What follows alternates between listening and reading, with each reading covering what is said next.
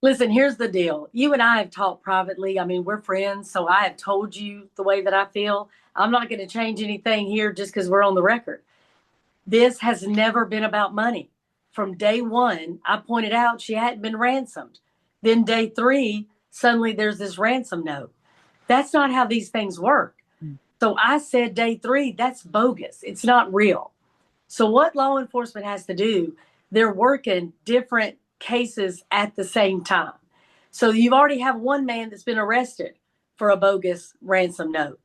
Then you have, are these real or not? And then you have a missing person. Those are separate. So what you should really do is have different detectives working on these things and then comparing notes. Does the missing person and the ransom intersect at all in any way? And if the answer is no, you don't have to kidnap. It's not real. So today, what I think needs to happen, Laura, we need to go old school. Those 100 detectives that they brought in need to get in that community, canvas, knock on every door, and talk to every person. Somebody might have seen something, but they don't know to go to law enforcement. They think law enforcement is going to come to them Right. And we've heard that before in other cases. over and over. Over and over. Why didn't you come forward? Well, I thought they already knew. I thought that they would know that by now, and that it can't be said enough. And that's why you and I do what we do. It's why many reporters are out there continually beating the drum to give people the most up to date information, because there could be that one extra thing that somebody hears and goes, wait a minute. That did seem weird to me. I did see a car that night that didn't make sense. You know, we know that the investigators have gone to a Circle K that was down the road from Nancy Guthrie's home in Tucson, Arizona.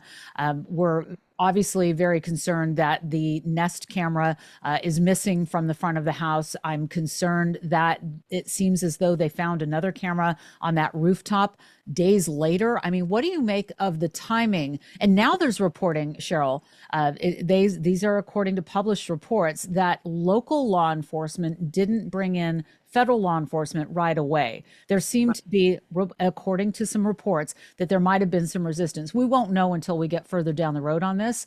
But is that something that you see as an active crime scene investigator? Is there always that back and forth between locals and feds?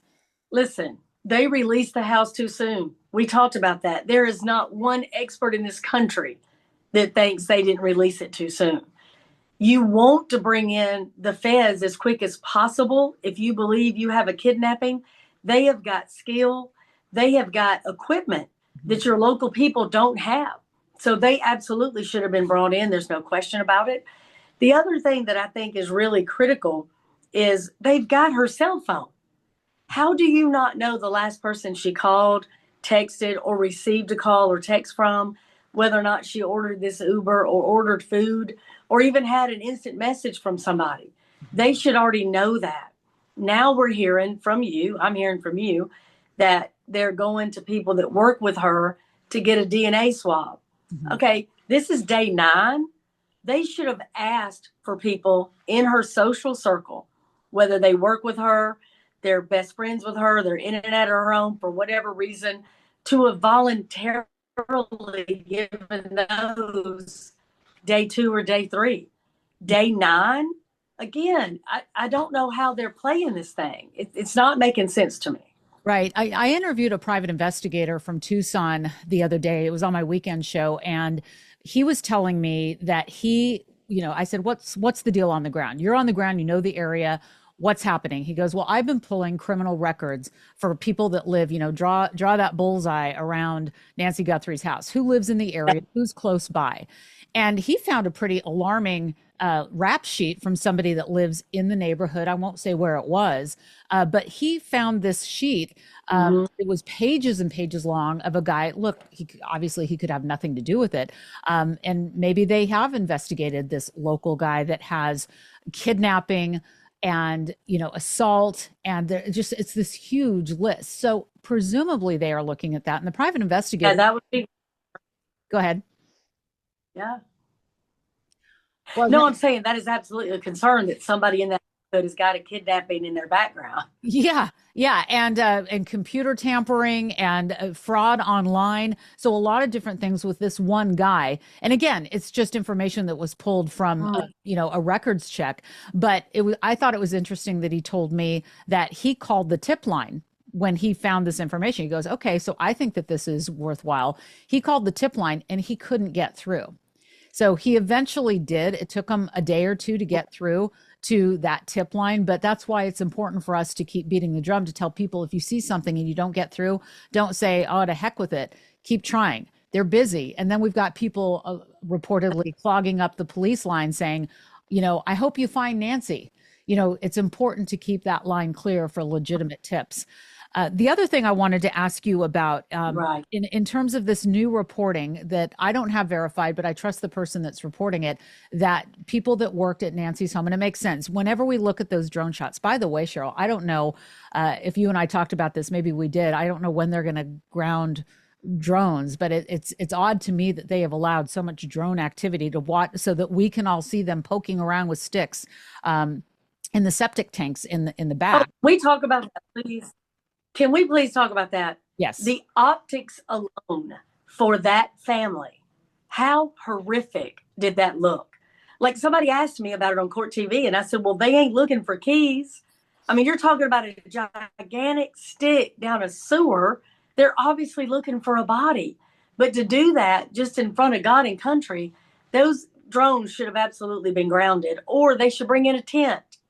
Right. Right. I mean, because God forbid, what if you find something? And then we do see tents. We've seen it in many crime scenes that we've covered and I've reported on. When they bring in the tent, you know that something is serious. But I've just been kind of amazed at how I'm watching investigators on the roof. I'm seeing people in the backyard. And again, this whole thing with the septic tanks has been rather odd. So we'll see. It seems like every day there is a development. And we just heard from law enforcement that you will be seeing increased investigative boots on the ground. We're going to be seeing more of that. And I also wanted to ask you about, what do you make of the fact that, and this came, Brian Enton got the video of the flashes that were going off, the photo flashes inside of Annie Guthrie's home the other night. The shades were drawn, the police went in, and obviously they were taking pictures because you could see the flash bulbs going off. Right. Normal, because they were the last people that saw Nancy Guthrie with the night of the family dinner and playing games. Last people to see. Is that a normal thing? I don't take a photograph of anything that I don't think is potential evidence or evidence. And then I saw somebody, when they brought the table out, the folding table, they also had a bag, an evidence bag. Mm-hmm. So I don't know that they didn't bring something out of that house as well. Mm-hmm. But again, to spend 3 hours in there, you're not going to spend 3 hours on something that's not significant to you. Right. And the other thing, there's two other things I wanted to ask you about really quick. The fact that Tucson is so close to the border. We've talked about the idea that, we keep hearing in the reporting, it's somebody local. The bottom line is, it sounds like nobody really knows. Right. We're all sort of guessing and wondering and just trying to go through that checklist. Okay, it's somebody local, it's somebody out of state, maybe it's somebody from over the border. There's talk about searches of Nancy Guthrie's name in other countries before this even happened. That's just one of those speculative things that's out there right now. But I am curious on your thoughts about the border of Mexico, because when I talked to that private investigator, I said, who rips a woman out of her bed in the middle of the night, an 84-year-old? And he goes, well, that's kind of how it works in Mexico with Mexican cartels. Kidnappings happen often in the middle of the night. There's a ransom. Do you see any correlation? Does it feel international to you? Nope. Listen, you got an 84-year-old woman that was bleeding. She was already injured before she left. She requires daily medication. She cannot walk far on her own. She is in great pain if she does not have this daily medication. Not a shot that a cartel is taking care of her. And again, they didn't ransom her. Why would they make their job harder by taking somebody that can't even care for themselves? Didn't happen. What do you think happened, Sheryl? It's got to be somebody close to her, because here's the deal about the cameras. Everybody wants to concentrate on the one that was taken off. that person could not know there's not a nanny cam inside Mhm. if they're a stranger. They told us that there was forced entry. You saw the door as well as I did. There was no damage to that door. If you're going to go in that front door, snatch this old woman, get her out of there and be gone, why do you damage the camera in the back? Mm-hmm. Camera's got nothing to do with it. This scene to me is staged. It's making it look like, oh my gosh, all the cameras are gone except the one way up top and police missed that. I don't believe that. I think somebody did those things so that people would think, oh my gosh, no matter where they went around this house, the camera wouldn't pick them up. I'm not going in the back of the house by the pool. I could care less what that camera picks up. Right. And let's talk about the blood on the front steps. Mm-hmm. You and I have been talking about that. Of course, that was such a shocking moment. I mean, it's, as you had said, many people believe that the crime scene was released way too soon. I mean, the fact that Brian and other reporters were able just to stroll on up to the front door like they're doing a door knock and witness the blood and maybe, I don't know. I don't understand how that happened, but it did. And now we have the video. Tell me what you see in that video. I have never spoken about this, and I have not heard another expert talk about it. But there are 3 distinct blood spatter patterns in that one photograph he shows us. There's a medium velocity, there are drops, and then one of the most significant things to me is there's a transfer print. And a transfer print, Laura, means something that already has blood on it touches something else and leaves that print. It looks to me like perhaps, I'll just say it was Nancy, had blood on her hands and maybe right here, 2 of her fingers pressed down and maybe one part of her palm. That's what it looks like to me. Okay. So I don't know if she was on the ground. I don't know if somebody was holding her and she touched down. That's what it looks like to me. Wow. Do you think that, I guess that the FBI has to, that is now involved, they're not going to come out and tell us information. We're going to. No, nor should they. Nor should they. I mean, what did you make? And in terms of waiting to hear more from investigators, they have said, we're not going to come out until there is a significant development. But yet they sent out a couple of messages saying, they keep saying it. I don't know if they're saying that because they're just getting bombarded with calls. Do you find it unusual that they keep telling us that they're not going to tell us anything? I think they should make it clear this is an ongoing investigation. Unless you have a tip, don't contact us. And we're not going to make a statement until something breaks. We're working. But again, when you only see 2 sheriff's deputies and 3 FBI agents just sauntering up the driveway, there's no urgency. There's no real task force at work. You should see 40, 50 people out there searching, walking, talking to people. I think when they say there's an increase today, it's exactly what I'm talking about. You go back to square one and you work this thing like a homicide until your evidence tells you different. Mm-hmm. You have to treat it as the most serious case you're going to have. You don't just say, hey, we got a missing person and we'll brief y'all and this is what we got and we're not sure. Right. Because when you have the sheriff and the FBI put out a very similar statement, they both say we don't have a suspect, we don't have a vehicle, and we have no idea where she is. Laura, that was dire 2, 3, 7 days ago, but 9 days? Mm-hmm. I get the sense, Sheryl. I mean, I think because, and this may sound dramatic, because it feels like it's a movie, right? This is a woman that we know. Savannah Guthrie has been in our homes for years and years and years. We all feel like we know her. Some of us do. And you see her every day. And then, and we know Nancy because they have filmed together. We've seen Nancy's home. We've seen where Nancy, we've seen them eating in that restaurant together and having fun as mother and daughter. So it feels personal to a lot of people. And I think it's the one thing that everyone can agree on in this country. It's not political. It's everybody's coming together to find out what she is. 100%. And I think you just put it beautifully.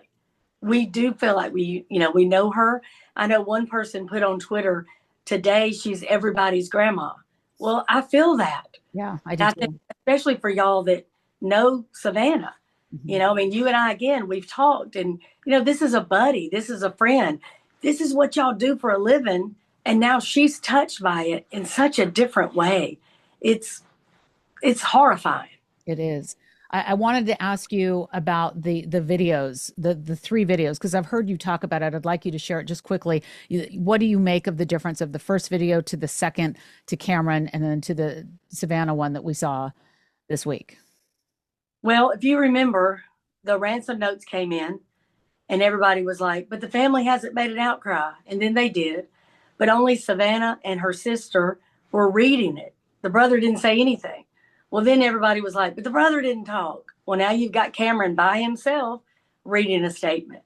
And then everybody's like, yeah, but there's a deadline. Well, now Savannah comes out by herself because everybody's like, she's the media person. Why isn't she taking lead here? Well, now she does. But in that third one, they go from speaking directly to their mama.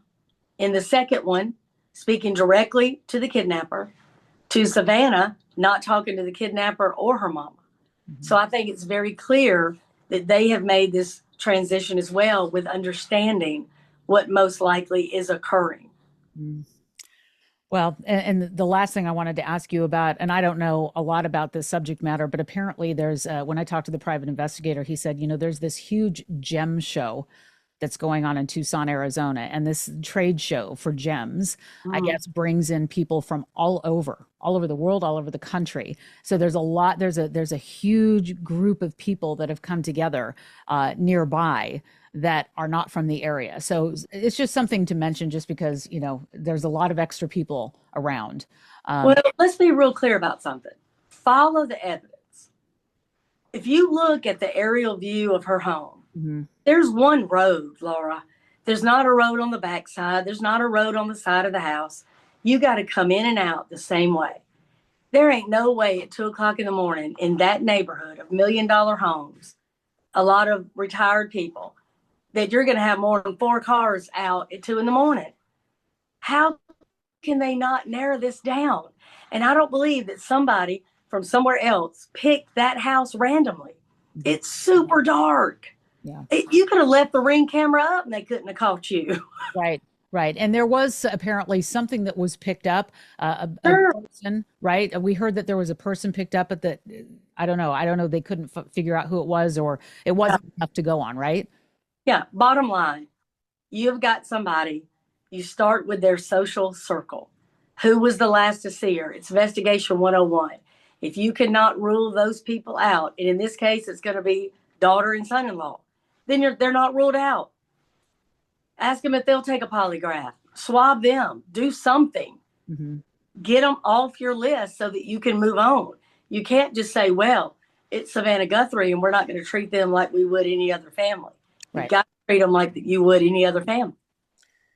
Well, if anything, I would love to see you out there helping this investigation. You are so well versed in this. You are an active crime scene investigator, host of Zone 7 podcast. Anything else I didn't ask you that you think is important for people to think about as we move through the next, hopefully only days of the story? I mean, this could go on a long time, Sheryl, but anything else? I'll tell you right now, joggers, people that run cross country, hikers, hunters, anybody that's going to be out and about, pay attention.